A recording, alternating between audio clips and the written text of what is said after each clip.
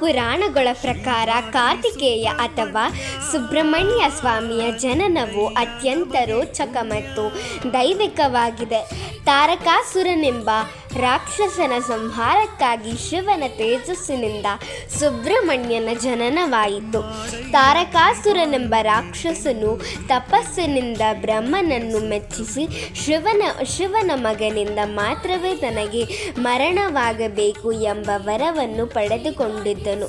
ತನಗೆ ಯಾರು ಸಾವು ತರಲು ಸಾಧ್ಯವಿಲ್ಲ ಎಂದು ಗರ್ವಿತನಾದ ಆ ರಾಕ್ಷಸನು ದೇವತೆಗಳನ್ನು ಮತ್ತು ಲೋಕವನ್ನು ಹಿಂಸಿಸತೊಡಗಿದನು.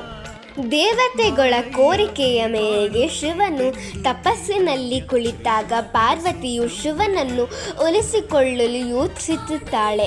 ಆಗ ದೇವತೆಗಳು ಕಾಮದೇವನ ಸಹಾಯ ಪಡೆಯುತ್ತಾರೆ. ಕಾಮದೇವನು ಶಿವನ ತಪಸ್ಸಿಗೆ ಭಂಗ ತರಲು ಆತನ ಮೇಲೆ ಹೂವಿನ ಬಾಣವನ್ನು ಪ್ರಯೋಗಿಸುತ್ತಾನೆ. ಕೋಪಗೊಂಡ ಶಿವನು ತನ್ನ ಮೂರನೇ ಕಣ್ಣನ್ನು ತೆರೆದು ಕಾಮದೇವನನ್ನು ಭಸ್ಮ ಮಾಡುತ್ತಾನೆ.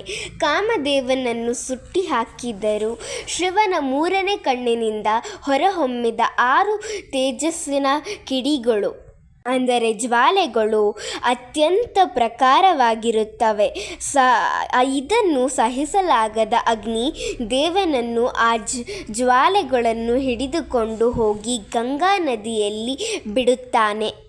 ಗಂಗೆಯು ಆ ತೇಜಸ್ಸನ್ನು ಹೊತ್ತುಕೊಂಡು ಹೋಗಿ ಹಿಮಾಲಯದ ಶರವಣ ಎಂಬ ಪೊದೆಗಳಿಂದ ಕೂಡಿದ ಸರೋವರದಲ್ಲಿ ಬಿಡುತ್ತಾಳೆ. ಆ 6 ಜ್ವಾಲೆಗಳು 6 ಸುಂದರವಾದ ಶಿಶುಗಳಾಗಿ ಮರಪುಡುತ್ತವೆ.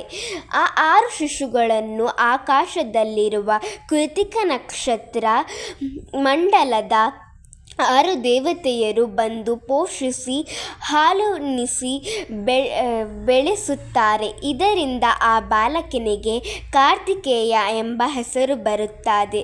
ತಾಯಿ ಪಾರ್ವತಿಯು ಆ 6 ಶಿಶುಗಳನ್ನು ತಬ್ಬಿಕೊಳ್ಳಲು ಹೋದಾಗ 6 ಶಿಶುಗಳು ಒಂದೇ ದೇಹವಾಗಿ 6 ಮುಖಗಳು ಮತ್ತು 12 ಕೈಗಳು ಹೊಂದಿರುವ ದೈವಿಕ ಮಗುವಾಗಿ ಬದಲಾಗುತ್ತದೆ.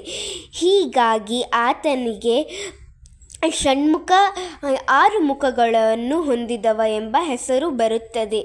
ನಂತರ ಸುಬ್ರಹ್ಮಣ್ಯನು ದೇವತೆಗಳ ಸೇನಾಧಿಪತಿ ಆಗಿ ಬೆಳೆದು ತಾಯಿ ಪಾರ್ವತಿಯಿಂದ ಪಡೆದ ಶಕ್ತಿ ಆಯುಧ ಸಹಾಯದಿಂದ ತಾರಕಾಸುರನನ್ನು ವಧಿಸುತ್ತಾನೆ.